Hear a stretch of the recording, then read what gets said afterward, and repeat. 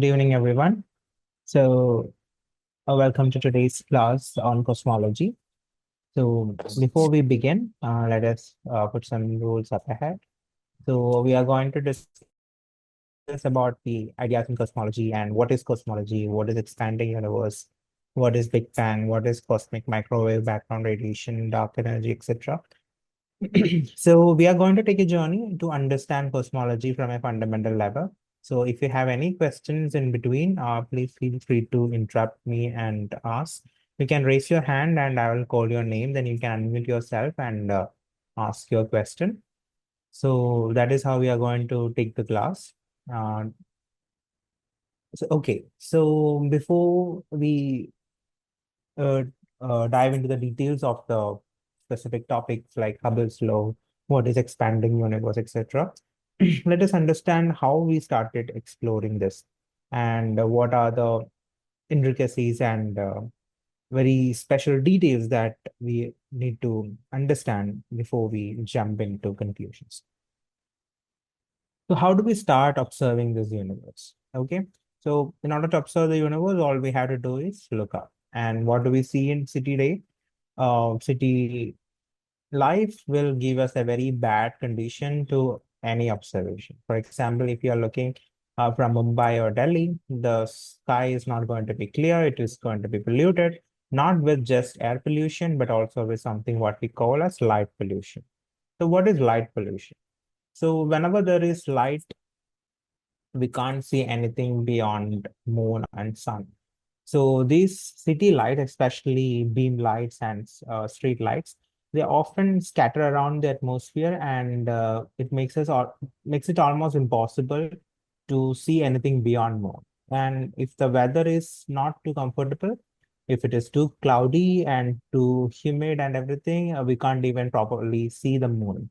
As you can see in this image, we can't get a good picture of moon because of the bad weather condition. So a clear sky is very important.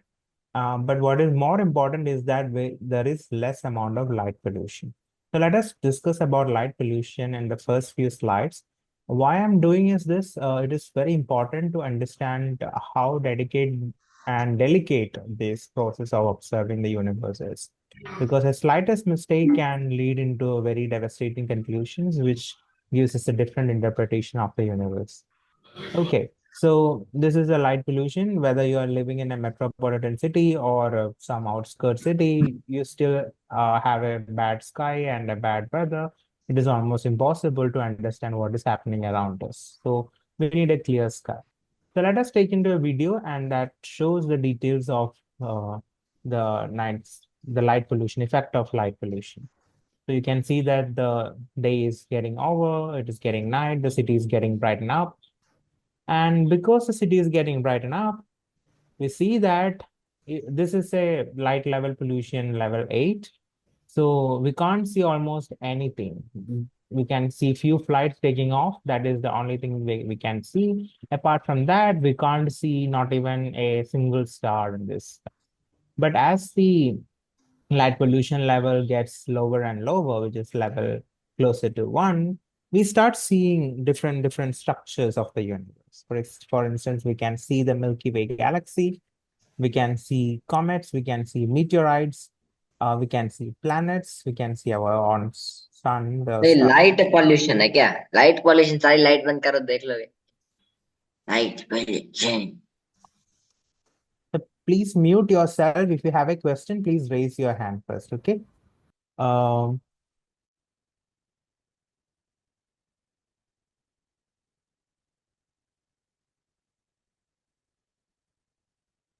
So what we see here is the Milky Way galaxy seen from our Earth.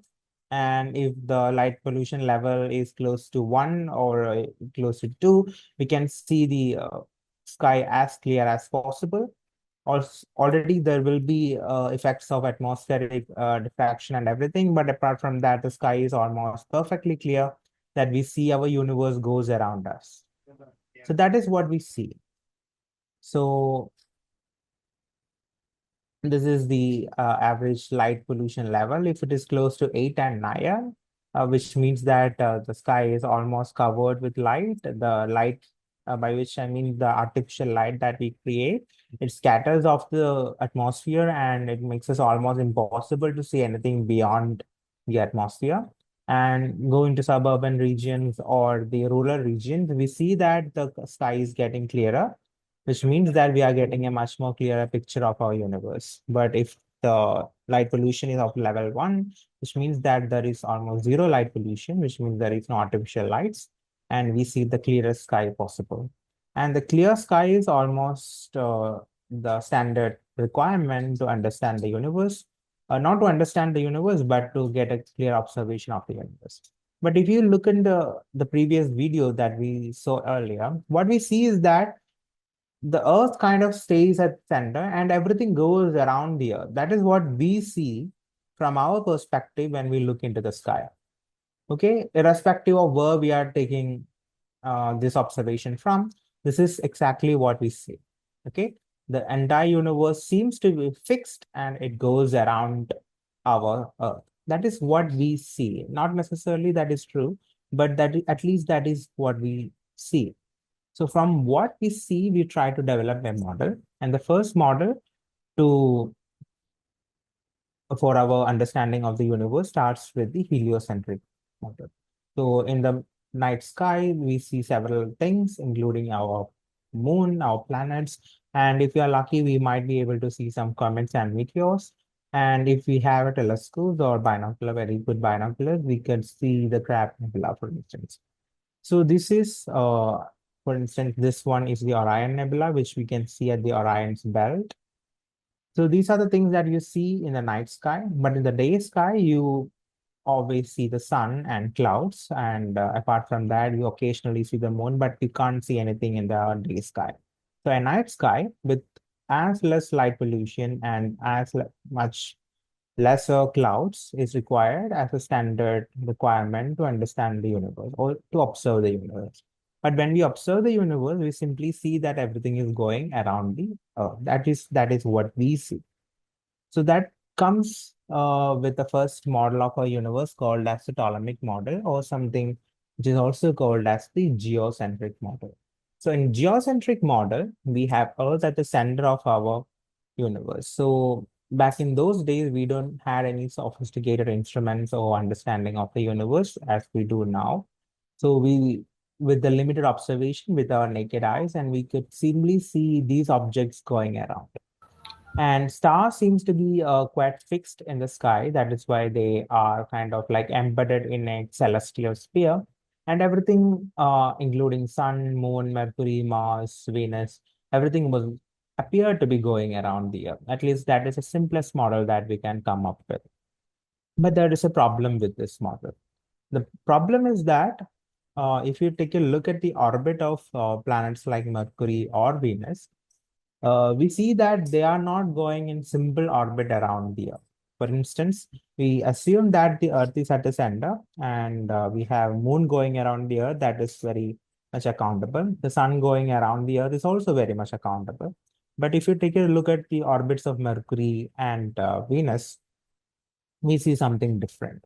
We see that from point 1, it is going in one particular direction, and reaching point 2, it starts going the other way around to point 3 and then goes back into point 4. So this particular kind of motion is not a very simple orbit. Instead of one big orbit, what we have is multiple orbits around that orbit. So this is what we call as the epicycles. The epicycle was a way to describe the motion of planets around the Earth. Okay. So the reason why this was required was not clear at that point. So people started coming up with more complicated epicycles to describe the motion of each and every planets and any other satellites that we observe, including the satellites and planet of the Jupiter, including the planet Jupiter and the satellites. Everything was much more complicated in this picture. And instead of a simple orbit-like structure, we had orbit over the orbit, which we call the epicycles. But the picture gets much more complicated with the more planets coming into the picture and the more satellites coming into the picture. So this is a geocentric model. It is just a schematic illustration. But the main idea is that the Earth is at the center of the universe. Okay. So cosmology, as it says, is the study of the universe as a whole. So maybe we can think of this as the first idea of the universe. Okay. And this is the first model of the universe, which is what we call as the geocentric theory of the universe. The geo means Earth, and centric means which is at the center. It is a model which describes the motion of planets in the night sky. So when we look at the night sky in the previous slide, for instance, this entire structure where the stars are fixed kind of looks like static, like the stars itself are not moving in between. But when we take a look at the planets by its meaning itself means wanderers, which means they are wandering around the sky. So they thought that these planets are not embedded in a very rigid celestial sphere, and instead of that, the planets were moving free to move around, and we didn't had any idea about how big the sun is. We thought that sun was much smaller and much smaller, like a planet or so. So we didn't have any idea how big the sun is or how small the moon is, any idea. But people thought that Earth was at the center. That is the main theme of this model, which is called as the geocentric theory of the universe. But a very simple solution to this complicated picture was to change the perspective that the Earth is at the center and simply shift the center to Sun.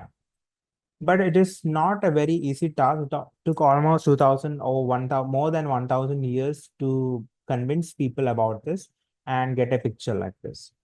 But when you immediately change the center of attention from Earth to Sun, all the problems are suddenly gone. We don't need epicycles. We don't need complicated trajectories like this. For instance, this diagram shows the very complicated trajectories traced by each planet around the sun. Sorry, around the Earth in the geocentric model.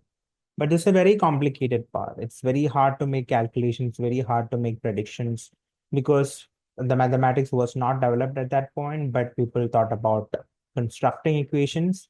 For example, the equation of circle itself is complicated, but if you think about multiple circles over the circles, the equations get complicated and complicated. So this is the whole idea of adding more and more epicycles, but that was not useful. But a very simple paradigm shift where we change our perspective from having the Earth at the center, and we simply said that, okay, we don't need Earth at the center. What if Sun was at the center? If Sun was at the center, everything fits in perfectly. The Mercury becomes the first planet, the Venus goes in second, then we have our Earth, and we have Moon going around the Earth. So it is not like everything is going around the Sun.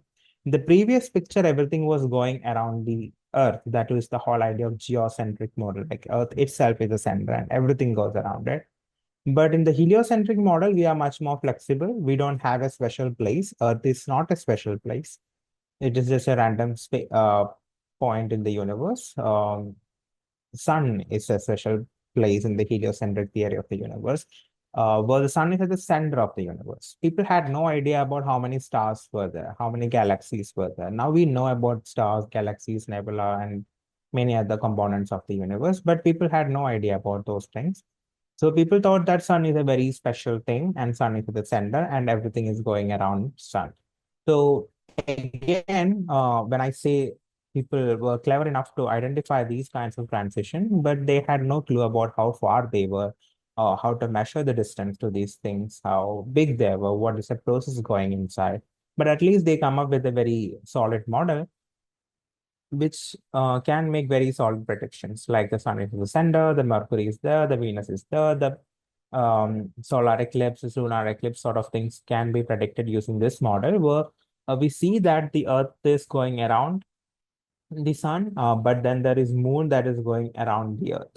So it is not compelling the moon to have an orbit around the sun itself. Just because sun is the center, not everything has to go around the sun. So this is a flexible kind of model. But what you see uniquely in this model is that everything is going around in very peculiar circular orbits. So even when heliocentric theory was proposed, people thought that the orbit around the sun is still circular in motion.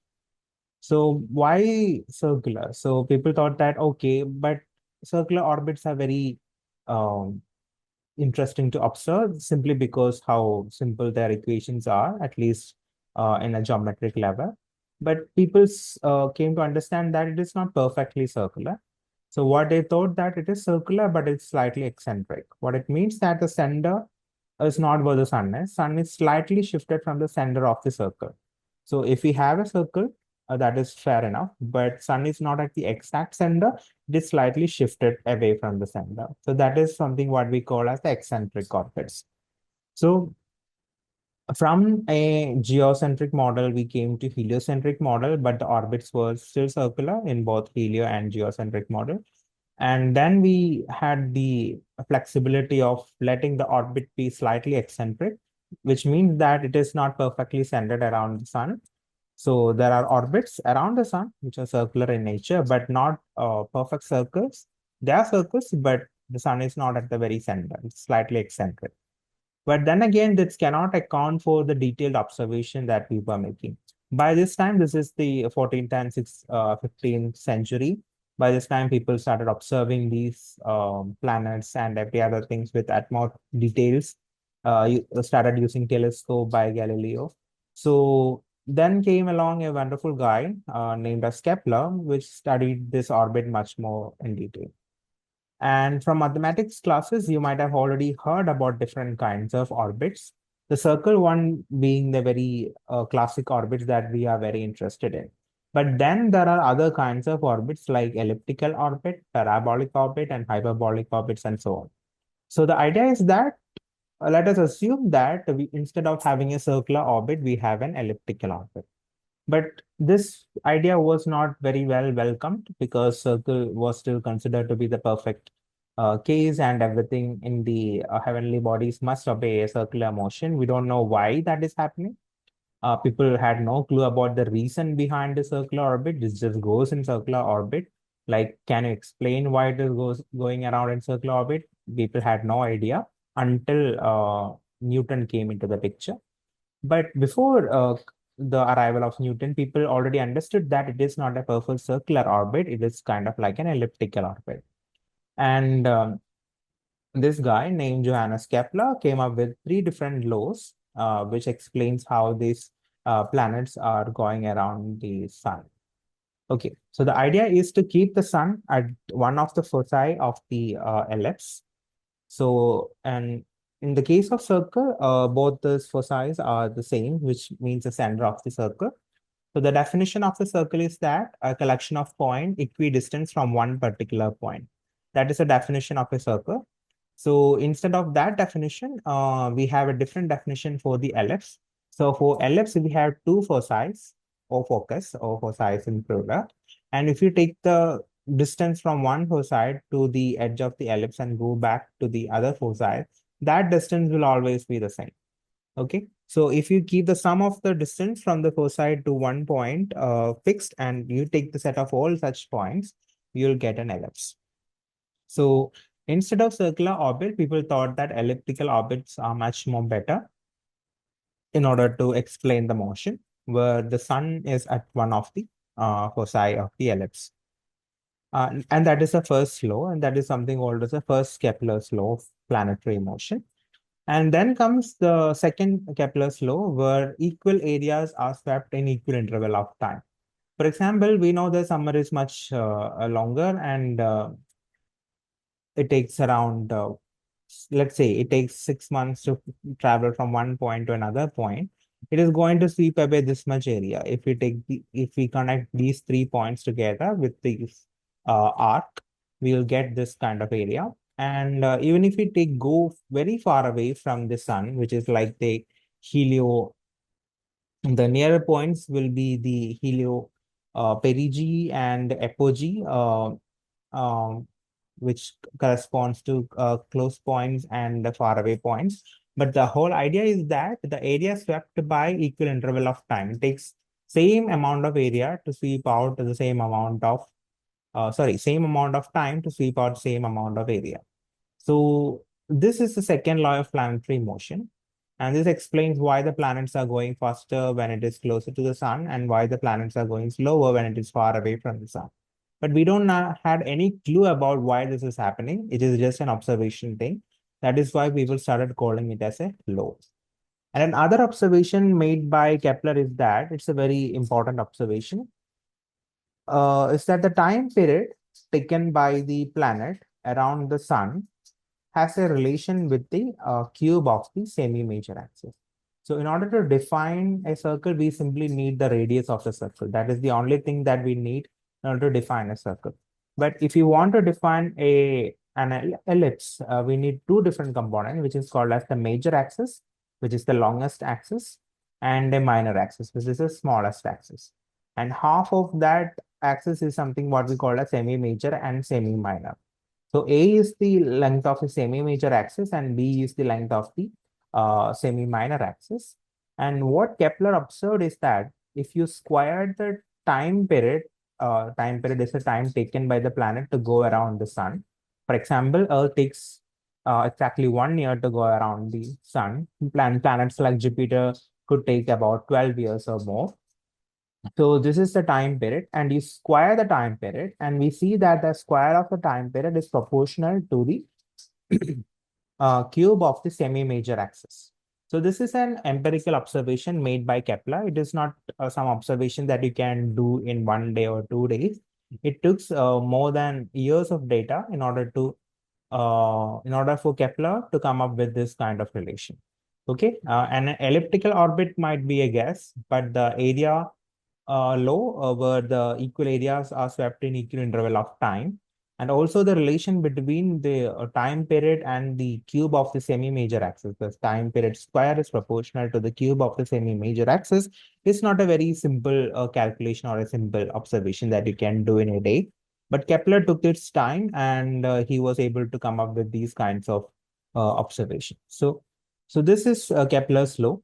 And from Kepler's law, people started to understand why this is happening. And the person who came up with the first law, which can explain these things in a coherent manner, is no one else than Sir Isaac Newton. So he was able to come up with a theory of gravity, which explains this, from which we can derive these Kepler's laws. So then Kepler's laws becomes much more prominent. For example, if you take the gravitational equation by Newton, like gm by r square, we can actually derive this expression from those equations. So this is, but it started with simple observation. So this is the idea that we have about the universe, at least beyond the modern era. But once we start exploring the universe, we start to understand the universe is not simply static. It is not just composed of stars.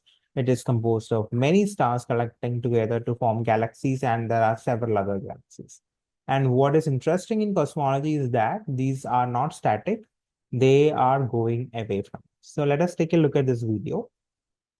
So what we can see is that these galaxies, these dots are kind of like galaxies. They are embedded on a celestial sphere, and these galaxies are moving away from us. So this is the observation, detailed observation that we can make today with all the sophisticated telescopes that we have. You might have already had classes about observational astronomy and various telescopes across the globe. And using these telescopes and observations, we were able to identify that these galaxies are going away from us. So that is something that we call as the expansion of the universe. And just because something is going away doesn't necessarily mean that it is expanding. The space between us is expanding. But if everything is going away from us and everything is going away from everything else, that corresponds to a situation where the space is expanding. Okay, for example, if you are standing at one corner of the ground and if few other friends of yours is running away from you, it doesn't mean that the ground is expanding. It simply means that these people are running away from us.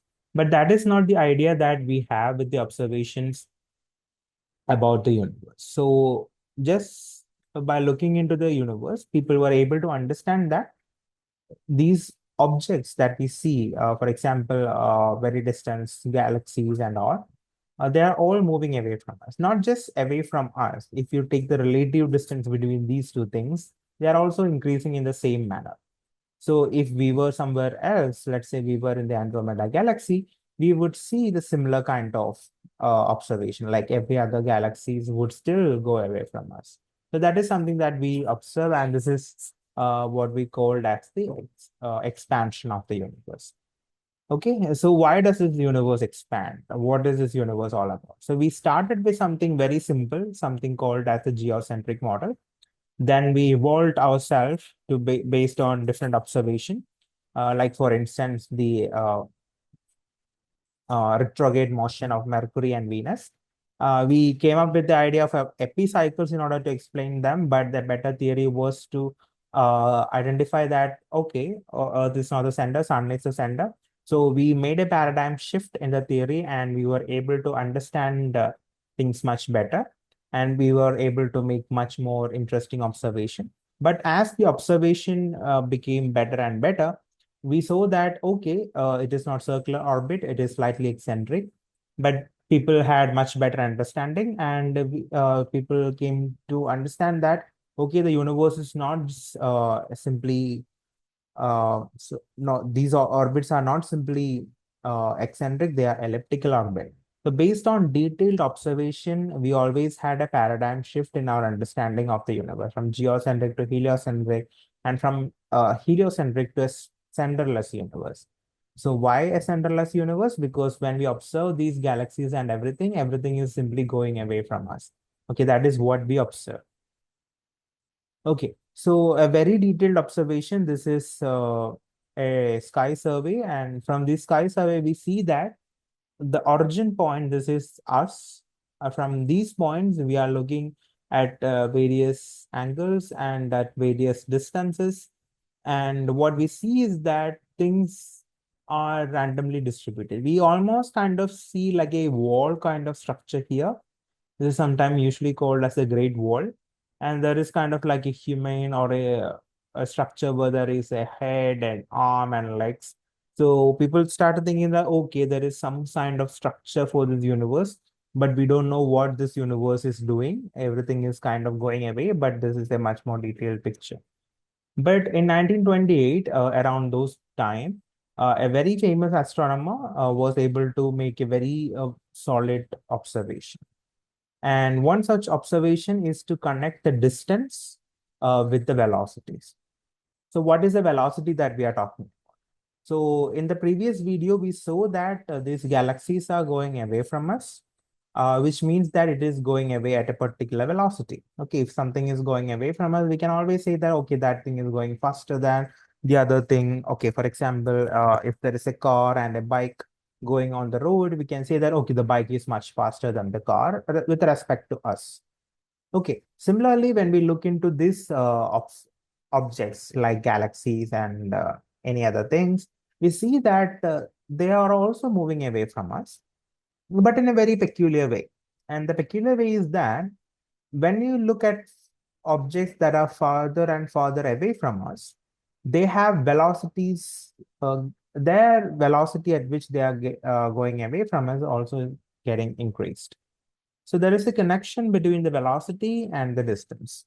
So if you carefully observe the axis, we can see that we are talking in scales of kiloparsecs and megaparsecs. So parsecs is a distance measure typically used in astronomy. And what is parsecs? Parsec is approximately like 3.2 light years, and 1 light year is the time taken by the light. Sorry, it is the distance traveled by the light in 1 year. So light can travel up to 3 lakhs kilometer in a second. So in 8 minutes, which is the time required for sunlight to reach Earth, it will have traveled about 150 million kilometers. So you can think about how long it takes for the sunlight to reach dwarf planets like Pluto. So if light is allowed to travel without any restriction for an year, it would have traveled a distance, what we call as 1 light year. And you multiply that 1 light year with the 3.2, you will get 1 megaparsec. Sorry, 1 parsec. And you multiply that with 1,000, you will get megaparsec. Sorry, kiloparsec. And if you multiply that with million, you will get megaparsec. So that is the distance scale that we are looking at. And at those distance scale, things are going very faster, like at a speed of 500 kilometer or even 1000 kilometers per hour. So these velocity and distances are connected, but we don't know how they are connected. And a guy was confident enough to draw a straight line between these two and was able to come up with a simple law. So how do we measure the velocity and how do we measure the distance? We'll talk about this guy later who plotted this. Okay, you might already know about this person. But before that, let us see understand how the velocity can be measured. Okay, so velocity can be measured using something called as redshift. Okay, so what is a redshift? Okay, okay, someone asked about I not understood the Kepler's third law of planetary motion. Okay, Kepler's third law of planetary motion is about a connection between the time period and the semi-major axis of the orbit. Semi-major axis is the distance from the center of the ellipse to the edge of the ellipse. So sun is not at the center, sun is at the one of the foci. From the center to the ellipse, there are two distances, the minor distance and the major distance. Minor distance is the smallest distance possible, and the major distance is the maximum distance possible from the center. And if you cube that maximum distance, that is a to the power 3, that is a into a, we see that that is proportional to the time period squared. So if we have a planet with a smaller orbit, it is going to be going much faster. If it has a much larger orbit, it is going to take more time. So that is effectively Kepler's third law. And Newton was able to derive Kepler's law from Newtonian mechanics. Newtonian mechanics essentially has to do with three laws of Newton, which you have already seen in your physics classes. And there is another idea of Newton, which is the gravitational law of gravitation by Newton, which tells us that every body in the universe attract each other with a constant force. Newton described this force in the form of Newton's law of gravitation, which states that the force between two massive objects is proportional to the product of the mass, inversely proportional to the square of the distance, etc. So from these equations and using Newton's equations of motion, we can derive Kepler's law. I hope that is clear. Yes, But yes, thank you. okay. Now coming back to the velocity measurement, how do we measure this velocity? We can't just keep on looking at the stars and expect that, okay, it is going to move. We don't see that kind of movement in the night sky. At least with our naked eye, we simply see planets moving around. That is something that we can see. We can see asteroids or we can see comets. We can see meteorites flashing through our atmosphere. All these things that we can look into and have an idea of how fast they are moving if we are careful enough to do that. But when we look into far away objects like Andromeda galaxy, for instance, or any other M87 galaxy, we don't effectively see them going away. Okay, we just feel like it is actually going away, but how do we know that it is going away? So the way we understand it is by looking at the redshift. So what is redshift? So what you see in the slide is a spectrum. So a spectrum is an effective arrangement of electromagnetic radiation according to the increase of wavelength or decrease of wavelength. Now, you can always do it one in the ascending or descending order, but it doesn't matter. But we also see some missing lines here. So these black lines in this image is something called as the absorption spectrum. So the absorption spectrum of a particular atom or a molecule is kind of like a DNA fingerprint of those molecules or atoms. So every atom has a unique signature of this absorption spectra. And what we see is that these absorption spectra, this signature is there, but it is slightly different. So instead of this particular line being here, this line has shifted slightly towards the redder part. So that is why we call it as redshifting. And why is this happening? This happens because of something called as a Doppler redshift. So Doppler effect is something that you might have already heard about in your physics class. For instance, let us assume you are standing in a railway station and a train is approaching. And train all whenever a train approaches a railway station, it always put on its siren or the horn, and you can see the not see but hear the frequency of the horn or the siren getting higher and higher as the train is approaching the railway station. And when the train goes away from the railway station, we see that this frequency is getting lower and lower. So if it is coming closer and closer, the frequency gets higher. Higher frequency means it is going towards the bluish side. And if the frequency is getting lower and lower, which means that it is going into a larger and larger wavelength, and larger wavelength means a reddish uh, shift is there. So if things are going away from us, the spectrum will have a red shift. If the things are coming towards us, it will have a blue shift. For instance, Andromeda galaxy is blue shifted, which means it is coming closer to us, but that is a very local galaxy. Okay, Andromeda galaxy is one of the closest galaxy to Milky Way. That is why we can see them and have a better understanding of what it is. But if you look at other galaxies like M87 and many other galaxies in our universe, we see them going away. Okay. And all of these galaxies are redshifted. Okay. Some other questions in the chat box, or do you know what is the galaxy which is so do you what is the galaxy which is at the universe? Sorry, can you ask your question? I don't understand what you're saying. You can unmute yourself and ask the question.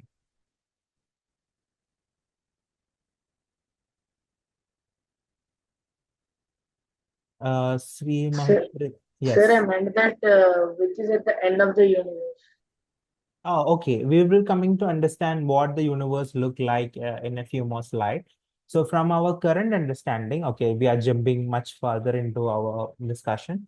From our current understanding, we don't know how big the universe is. We just know that the universe is quite big. That is the only scientific way of saying it. We have seen so many galaxies and we have seen many things, but we don't know whether that is the edge of the universe or not. Okay, whether the universe is closed, whether the universe is open, we don't know what it is. But from what we see, what we have seen, we can definitely say that the universe is homogeneous and isotropic in every direction and all. Okay. We will come to that discussion by the end of the this class. Uh,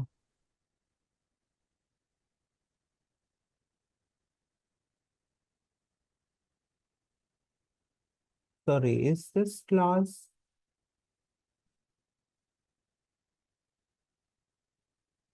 So, a small question to each and every one of you. Are you guys from standard 8 to 9? Sorry, 8 to 12 standard students, Sir, right? yes, sir. Okay. Dev Kumar, which class you are from? Excuse me, sir. Sir, I am from ninth class only, but after we have had our previous classes, and in that already Doppler effect is covered with its all formulas in wavelength and redshift and blue shift, everything, sir. Sir, Okay. so I asked you, sir, why are we revising that or we? Yeah, we are kind of revising in the perspective to understand cosmology.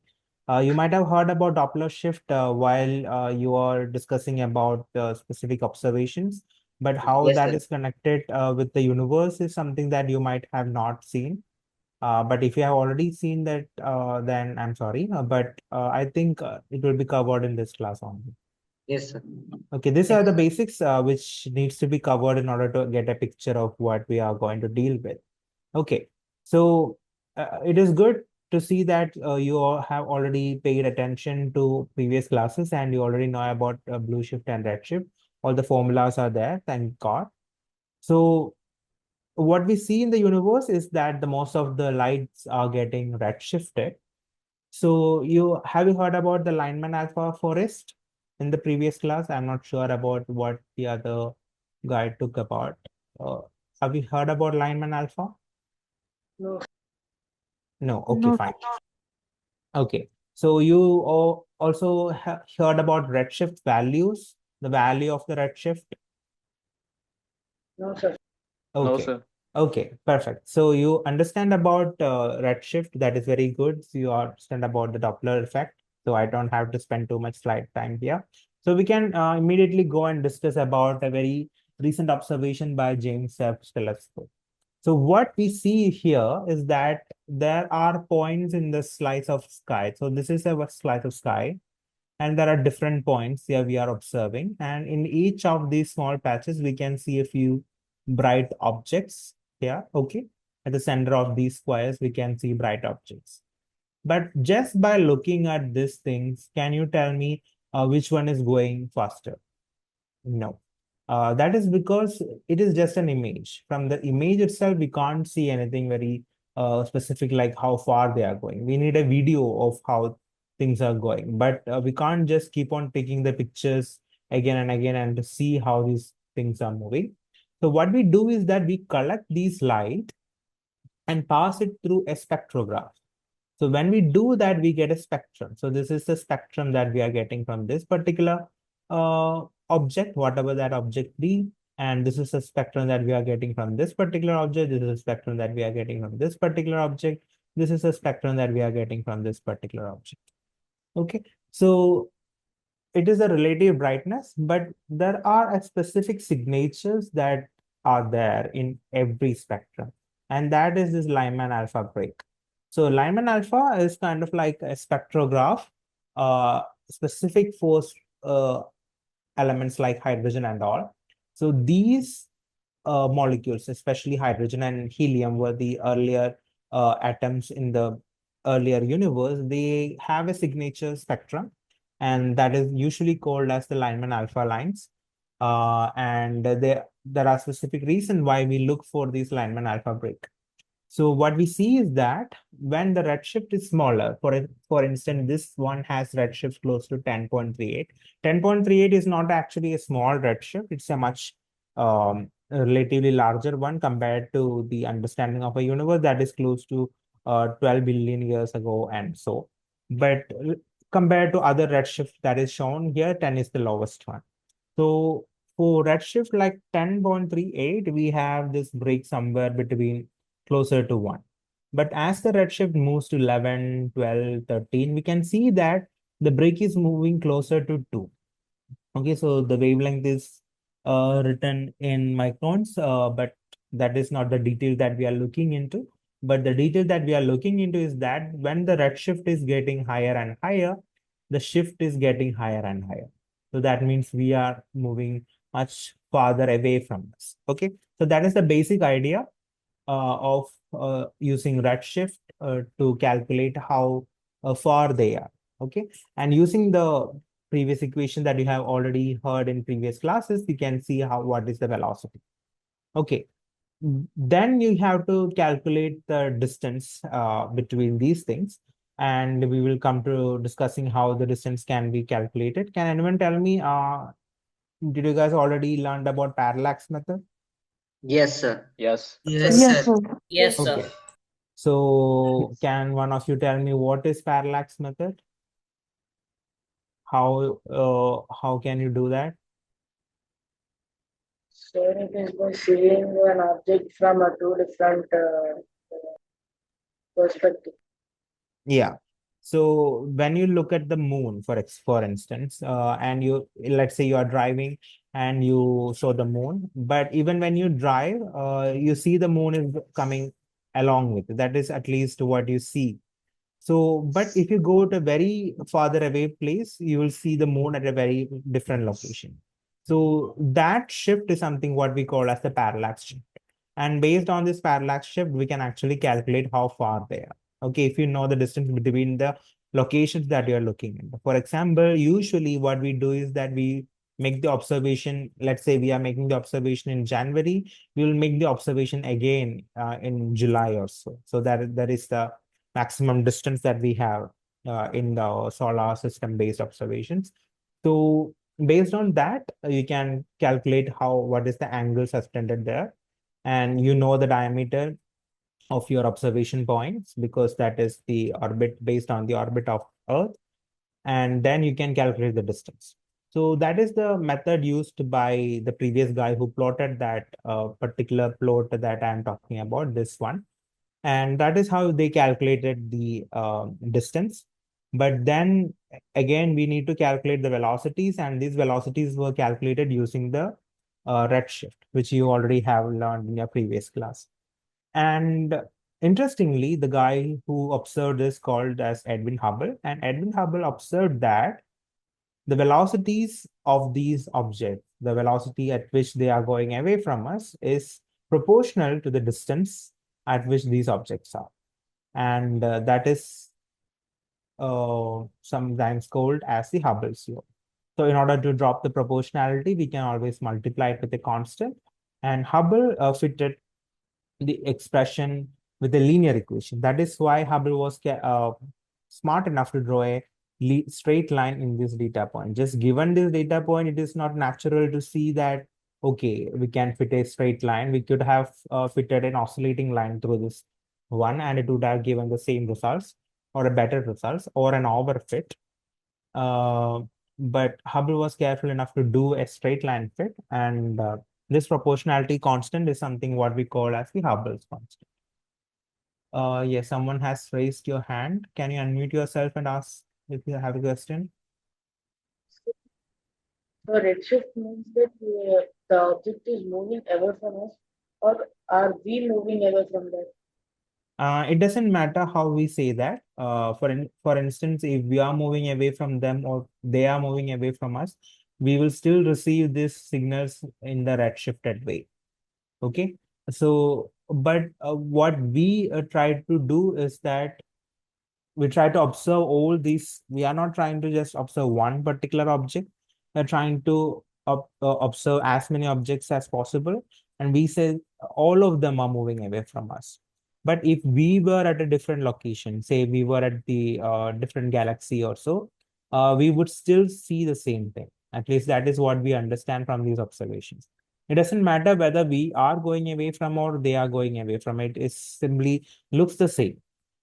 Okay. Okay. Okay. Since I don't see any other hands or any other questions in the chat box, let us continue. So this is the Hubble's law. Velocity is proportional to distance.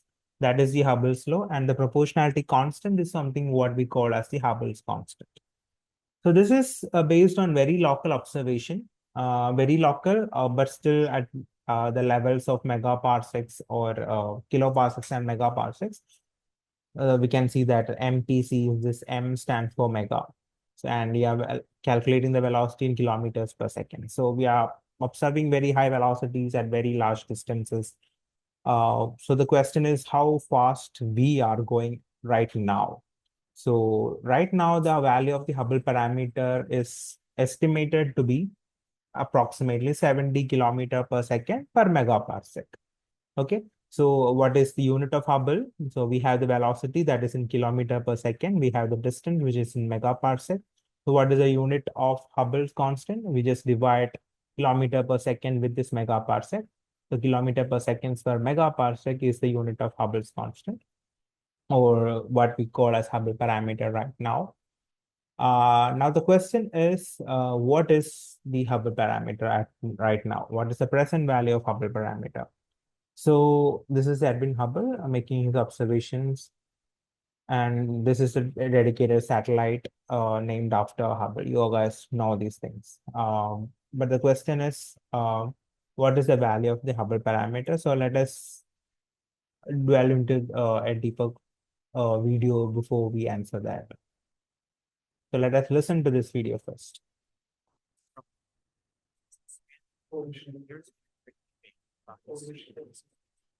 Also called 2000 Astronomy census, with the Hubble constant at about 72. With methods of practical expansion,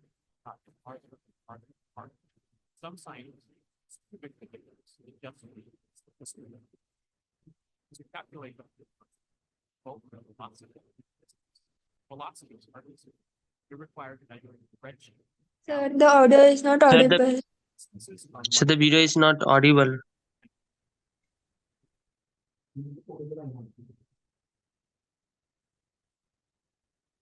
Okay, 1 second, let me see that.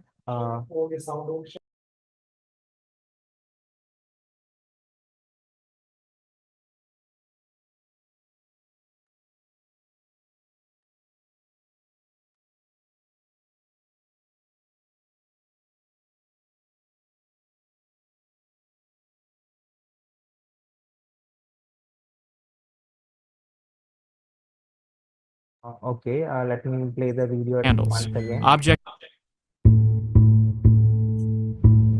Ever since Edwin Hubble discovered that the universe is expanding, there's been a great debate about the speed of this expansion, also called the Hubble constant. In 2000, scientists thought they had reached a consensus, with the Hubble constant at about 72. But since then, two methods of calculating the expansion rate have gotten farther and farther apart, and some scientists think it's too big of a difference to just be a statistical fluke. To calculate the Hubble constant, we need both a velocity and a distance. Velocities are easy. It requires measuring the redshift of a galaxy as it recedes. But distances are much harder. We need standard candles, objects that shine with an intrinsic brightness. That way, its observed brightness could be converted to a distance. The first method used to calculate the Hubble constant originated with Hubble himself. He started by measuring distances to nearby objects and working his way out. Hence the name, the cosmic distance ladder. The first rung is within our Milky Way. Here we measure the distances to Cepheids, pulsating stars that have an intrinsic brightness. Then we look to nearby galaxies that contain both Cepheids and another type of standard candle, Type 1a supernovae. These exploding white dwarf stars also have an intrinsic brightness. After calibrating these supernovae, astronomers can then move out to a third rung, to even more distant galaxies that only contain supernovae. Linking all these measurements, a recent study has pinned the Hubble constant at 73. Instead of starting within our galaxy and looking out, the second method looks back in time to almost the beginning of the universe. Here we find the cosmic microwave background, the radiation left over from the Big Bang. The CMB's subtle variations in temperature describe changes in the density of the universe right after the Big Bang. Instead of standard candles, physicists use the size of the tiny fluctuations as standard yardsticks. With these yardsticks, they can calculate what the Hubble constant would be today. Recent estimates are at about 68, significantly lower than the cosmic distance ladder's approach. Both camps hope to resolve this debate in the coming years with the help of new telescopes and instruments. But if the discrepancy in the Hubble constant remains, it could mean that our understanding of the expansion of the universe is missing an ingredient. That something happened between the Big Bang and the present. Maybe there's a neutrino out there we haven't discovered. Maybe the mysterious force, dark energy, which makes up a significant portion of our universe, can change in strength. Or maybe subtle flaws in one or both approaches to the Hubble